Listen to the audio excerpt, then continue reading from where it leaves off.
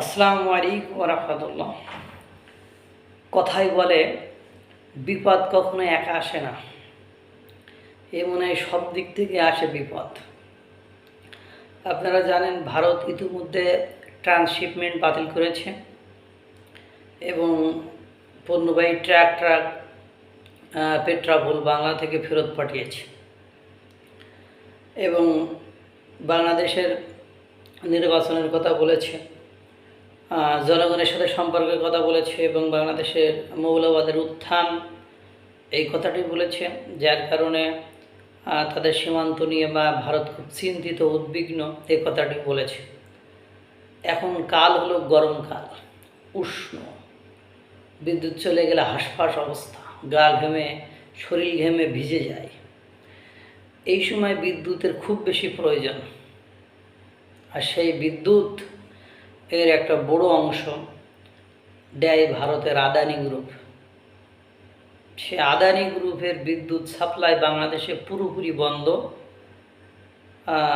বলা হয়েছে কারিগরি সমস্যার কারণে কিসে যেন একটা লিকেজ হয়েছে, সেই লিকেজ হওয়ার কারণে এই কারিগরি সমস্যার ত্রুটির কারণে বাংলাদেশের 1 নম্বর কি একটা টার্মিনাল নাকি সেটা প্রথমে বন্ধ হয়ে গিয়েছে, পরে 2 নম্বরটাও একইভাবে বন্ধ হয়ে গিয়েছে।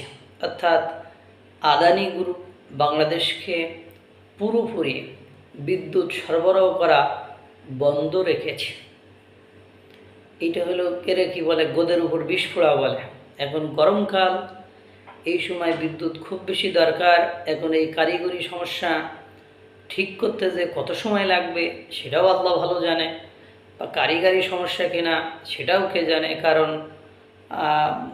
ভারতের সাথে বাংলাদেশ সরকারের, বর্তমান বাংলাদেশ যিনি সরকার আছেন তার সাথে রিলেশনটা কোন লেভেলের, কোন পর্যায়ের, এবং বাংলাদেশের সরকারের সাথে যেসব জনগণ লিড করতেছে, অর্থাৎ বাংলাদেশে রাজনীতির সে সক্রিয় অংশগ্রহণ করেছে, তাদের সাথেও ভারতের সম্পর্ক কোন লেভেলের, কোন মাত্রার, সেটা আপনারা সকলেই জানেন। সুতরাং আমার যে মনে হয় ভারত বা বাংলাদেশের বর্তমান সরকারের সাথে সম্পর্ক আর ক্যারি করতে চাই না, বা ক্যারি করার জায়গায়ও আর নেই। যেমন আজকে ভারত সরকারের প্রধানমন্ত্রী মোদির মুখে হাসকাল দিয়ে জুতা মারা হয়েছে, সেখানে ডোনাল্ড ট্রাম্পও ছিল, নেতানিয়াহুও ছিল।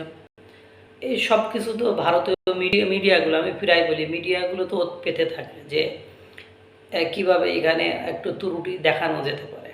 আর এটা একেবারে বাংলাদেশের সকল চ্যানেলগুলো দেখিয়েছে এবং তারা আবার শিরোনামও দিয়েছে। বাংলাদেশের চ্যানেলগুলোর যে ইউটিউব চ্যানেল আছে সেখানে শিরোনামও দিয়েছে যে অভিনব কায়দায় প্রতিবাদ বলে জুতা নিক্ষেপ আর কি। আদানি যদি বিদ্যুৎ আর না দেয় বা ত্রুটি কারিগরি সমস্যা দেখিয়ে সত্যি বন্ধ রাখে, তখন বাংলাদেশের বিকল্প পথ হয়তো বা খুঁজতে হবে। যেমন ট্রান্সশিপমেন্ট বাতিল করার পরে বিমান দিয়ে পাঠাচ্ছে, এখন বিদ্যুৎও বিমান দিয়ে আসতে হয় কি না সেটাও একটা ব্যাপার। আল্লাহ তাআলা সকলকে ভালো রাখুক, সুস্থ রাখুক। আসসালামু আলাইকুম রাহমাতুল্লাহ।